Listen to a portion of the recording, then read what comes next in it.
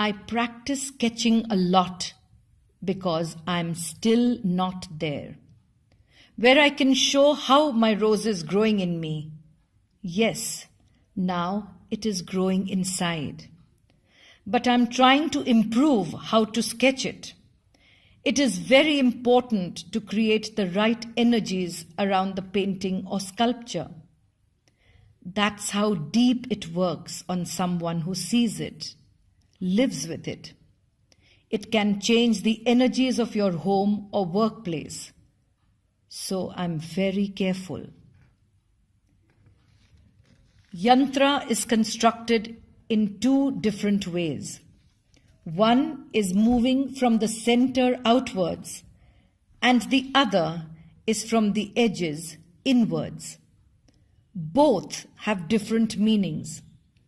When you move from center to out, it's called Shrishtikram, or to create a potential in your life, say prosperity. And the opposite, that is when you move from out to in, it is called Sangharkram, finishing some potential or ending, letting go. Sannyasis follow this because they don't want to follow their desires. They want to let them go. Yantras are also like antennae, the exact circuit. The physical form of the antenna, the direction it is facing, and the frequencies it is designed to catch, all are important to work well.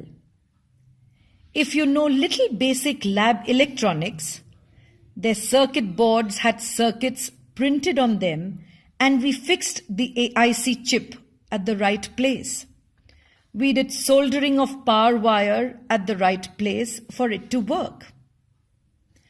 A Kali Yantra can be seen like a circuit board that creates a particular energy form, say a radio, and another Hanuman Yantra creates another different form, say for a TV. So the deities are actually energy forms. When you personify them, give them human and animal form, it is a much more basic approach to the real thing. It is like teaching children A for apple. A is more than apple. A is not the apple. It is just a starting point to learn.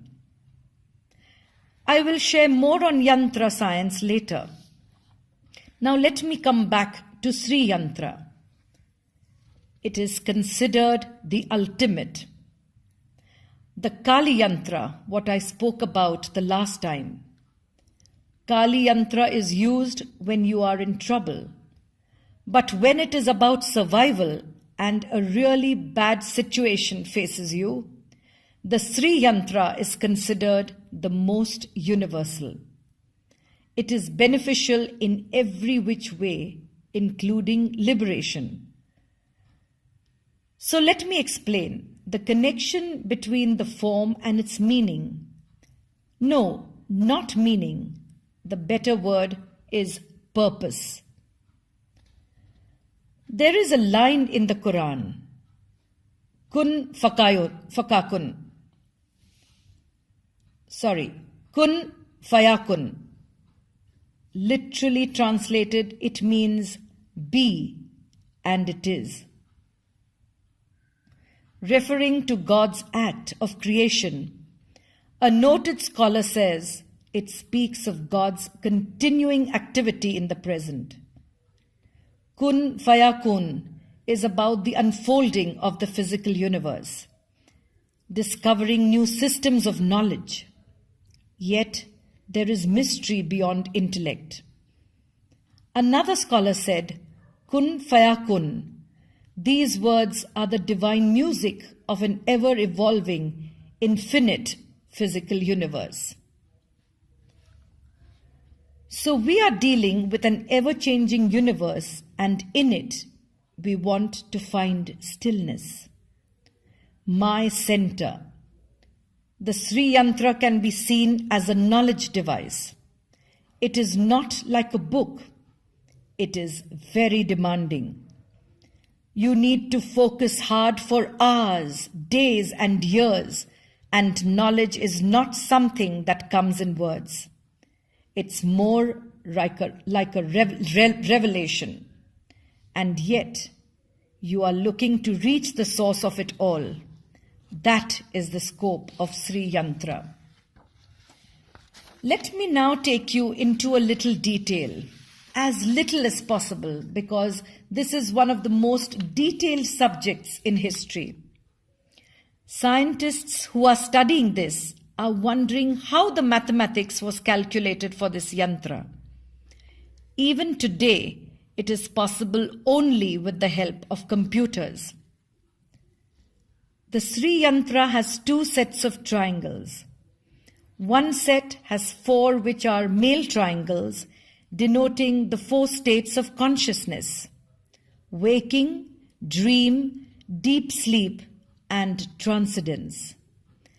Second set of triangles are 5, which are female. They represent the 5 sense organs, 5 organs of action, 5 subtle elements, and the 5 elements. These 2 sets of triangles are interlocked, like when the masculine and feminine aspects of nature come together. When united, they make the 8 lotus petals of the yantra. 4 gates or doors surround these triangles. They are the gates of the consciousness to the deeper mysteries beyond. These 9 triangles are of various sizes and intersect with one another. The triangles are enclosed by 2 rows of lotus petals, 8 and 16 petals. They are the lotus of creation and reproduction. In the middle is the bindu, dimensionless dot, the source, also called Mother or Sri. Sri Yantra has 9 levels, 9 veils or coverings, obstacles. The first covering denotes the relationship between time and space. The outer lines represent space, and the 3 circles represent time, past, present, and future. All creatures are locked in space and time. This is where we begin, in the matrix of space-time, which simply means you are not conscious of everything inside you.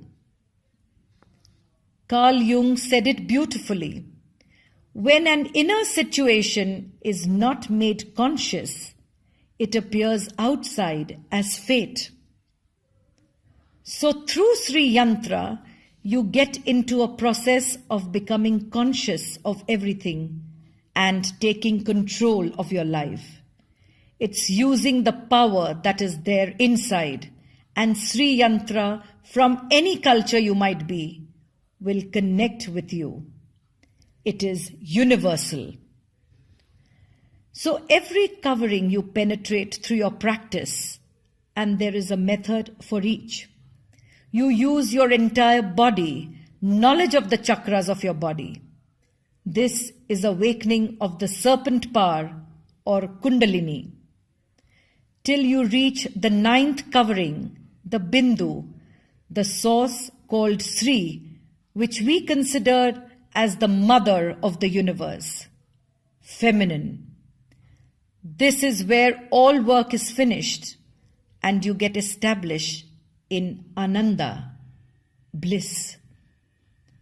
The concept of Bindu is that there is a dot within a dot within a dot till you reach a dot without any dimension, no time or space. So that's where you are in bliss, because you have transcended time and space. Goal is to approach the Bindu to get out of the game. It is like wishing for success, prosperity, and grace in your life. If you did that in any way, you will also be automatically getting closer and closer to the Bindu. It's a very positive approach. I want to share this with all of you here. The goal of spirituality is not renunciation. Sannyas or renunciation is not for all. Sannyas is a particular and beautiful path for some who are drawn to it, and also when their life permits it. The dimension of spirituality is universal and for all. Even animals, trees, and stars. When you work with Sri Yantra or any Yantra, you are working with your personality. So the approaches are different for each person. You will need someone who has mastered it, achieved it, to guide you. Heavy stuff, huh? My rose. I feel so much better now with my roses. Practice is on. Love, Bharat Thakur.